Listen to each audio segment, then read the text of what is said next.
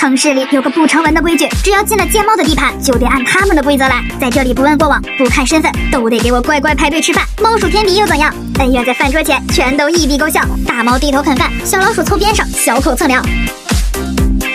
慢点吃，慢点吃，后面的蜜又没催熟。蜜吃的是啥？让蜜爷爷来尝尝。刺猬在猫屋安心干饭，后面排队的小白猫真的好守规矩。